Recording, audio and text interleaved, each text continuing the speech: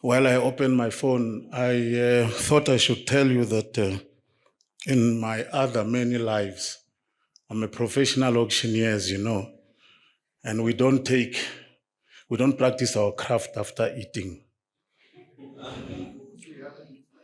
No, I did it.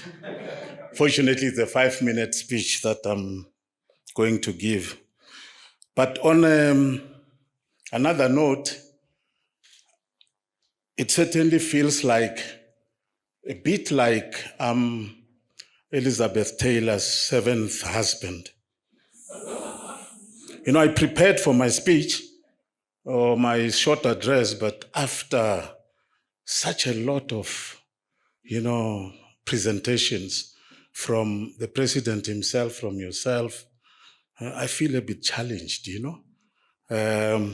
whether I'll do a good job to represent industry.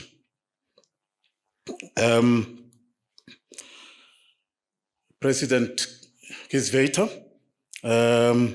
it is certainly a privilege, distinguished guests and the graduates today here, for me to come here and say a few words representing industry at this event. I know there are faculty members here as well, and there's family. You certainly have reason to be proud of your spouses, your wives, your family members who have achieved this milestone.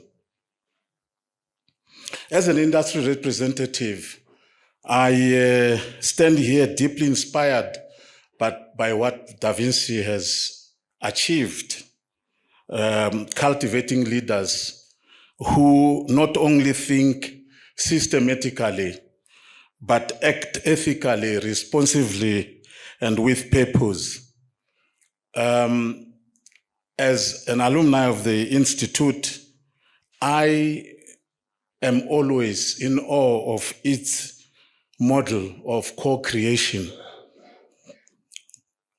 And this shows that education can and must exist at an intersection of relevance and transformation.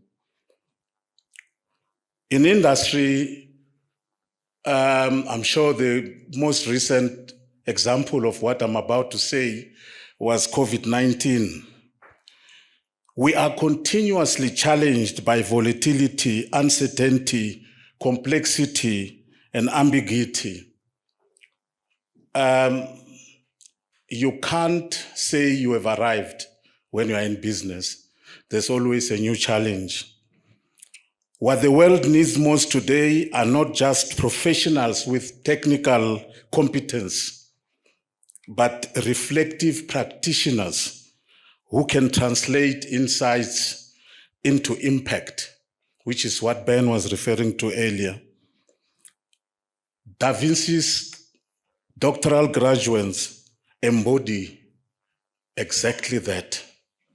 You've heard from what Ben was saying about tailor-made programs, where when people choose thesis, their topics have to solve something at ESCOM, with that which exists currently.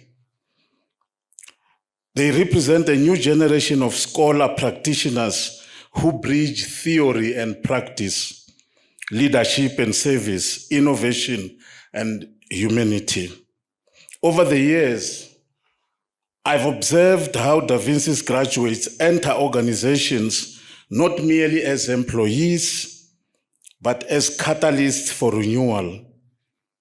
They interrogate assumptions, they reimagine systems, and they humanize performance.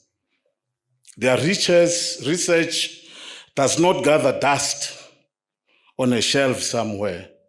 It breathes life into boardrooms, policy tables, and communities.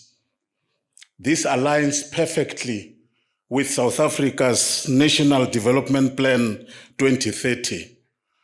And as President Kieswetter said earlier, sometimes when we refer to some of these excellent documents that we produce, and we don't follow up with execution, we get a bit ashamed.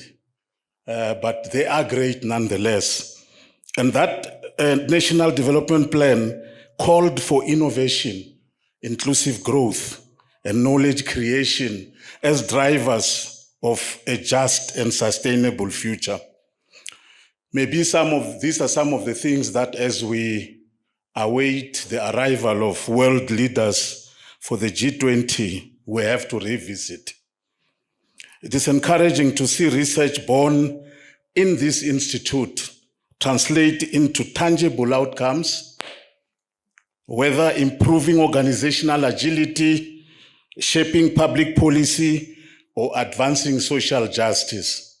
And would like this cohort of the 2025 doctoral program to continue contributing towards that, Ben.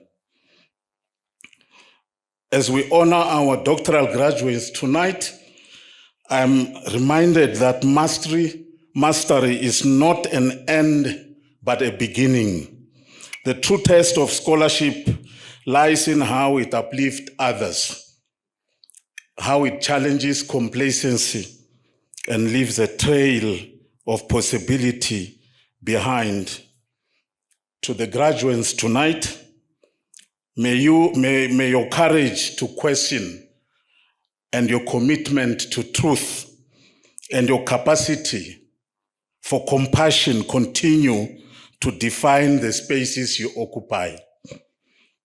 The world beyond these walls needs precisely what you represent. Leaders who do not separate intellect from empathy or success from significance. And to the DaVinci Institute, thank you for the role you play. Thank you for reminding us that education, well done, with heart and purpose, is the most powerful tool for designing a better tomorrow. I thank you very much.